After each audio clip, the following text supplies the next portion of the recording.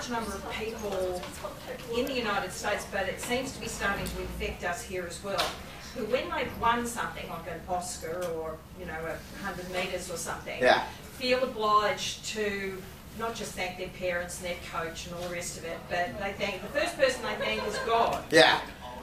Which I don't see where that comes from, because that means that God must have not helped all the other people in the race. I think every time someone wins an award and thanks God, that you should just be like, what about the Congo?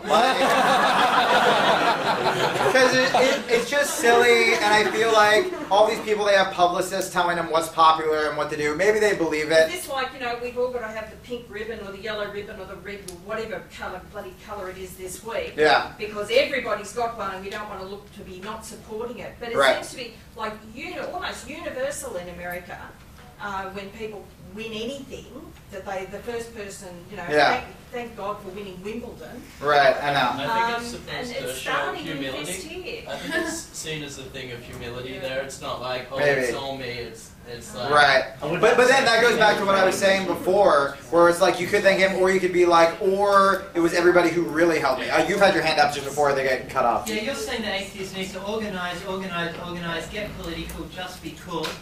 What's the danger there that it just becomes about joining a movement or, you know, just a heap of cool people, rather than because it's atheism is actually true, and it then just becomes like an institution you join, just like the Catholic Church or something, and it's just a cultural thing. I mean, you know, as much as I hate to say this, that's kind of like when you have a band you really like, and then your fucking douchey roommate starts listening to them, and you're like, now I can't listen to them. Thanks a lot.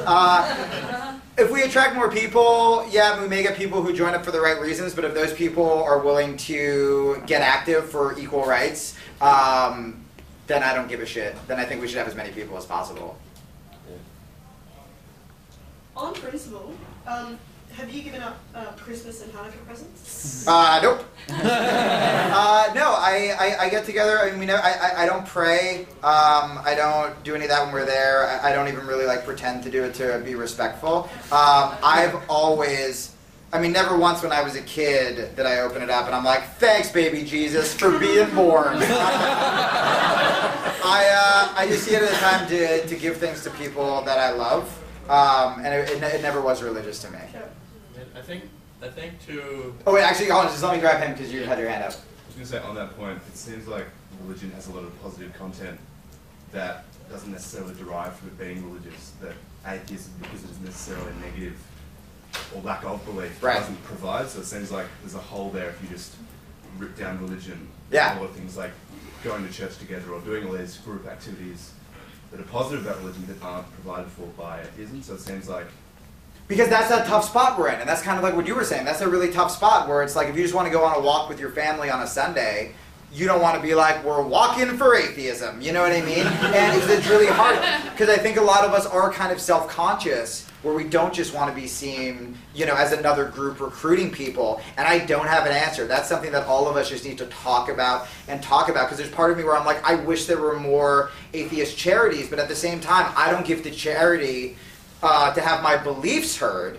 I give to charity because I want to help people, and it's almost like, does that seem just as bad, being like, you know, these are atheist giving, and I'm like, I think it's important because I think people need to know that we do so much humanitarian work, but it's really weird, and that's something that, I mean, I'll fucking keep emailing me because it's something I'm really, really trying to work out.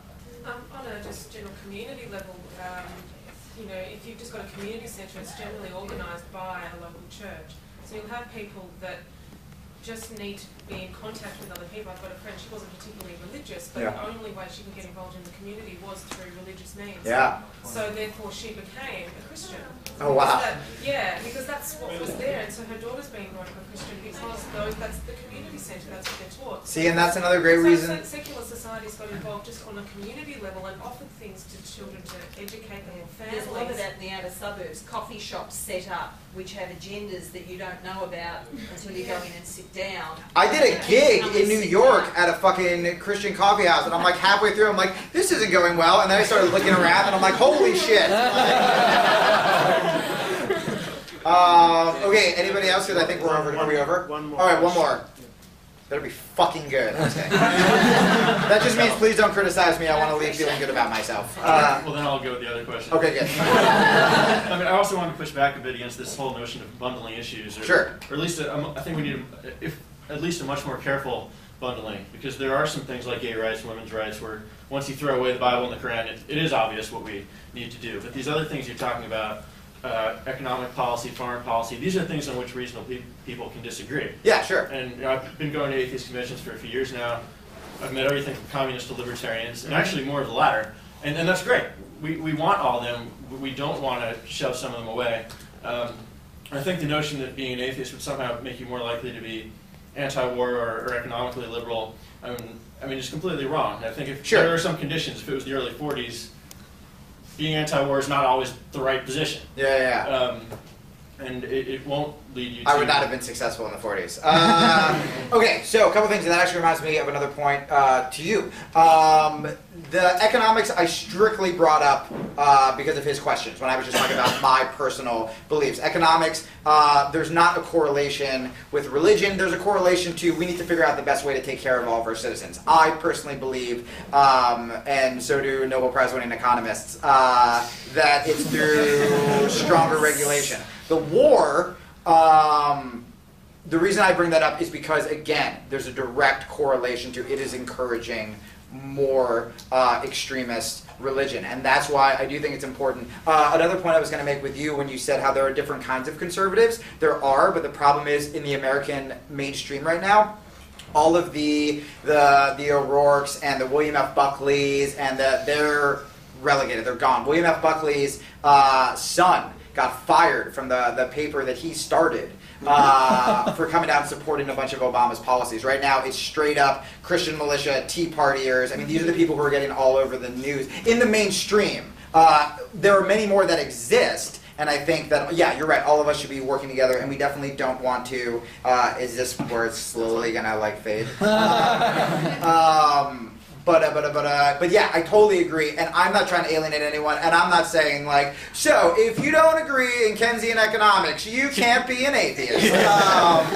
But I do think we need to examine the war issue if we do really, because here's the thing. So what's the converse to that? Well, we bomb the Middle East. Well, you're just feeding into what they want. You know what I mean? If you just want to go to war with more places in the Middle East, then you are going to create more terrorists. You're going to create more religious extremists. That's just a fact. And yeah, so that's the thing. But yeah, I don't want to push anybody away. These are my beliefs personally, and this is one of the only things. Look, I can't say what they've been saying. They're scientists. They're neurologists. They just have to. This is what I have. That I think isn't talked about that much, and what I feel is important, and my values, they do not need to be yours. And I think that's what's so great about atheists, is you can have me, and then you can have fucking O'Rourke. And yeah, but I don't want to push anybody away. I think that was it, right? Yes, that's good. Thank you, everyone. Oh, God damn it. I have a show and flyers, and I'll hand them out. Also, I have flyers for a gay rights rally on May 15th. I've been better at promoting that than I have my own show. So I'll hand both of those out. But the flyer, like, look, we talk a lot of shit. All you got to do is show up and march for gay equality. It's super fucking easy. It's here, and it's May 15th. So I'll hand out those as well. And yeah, thanks a lot, everybody. Please.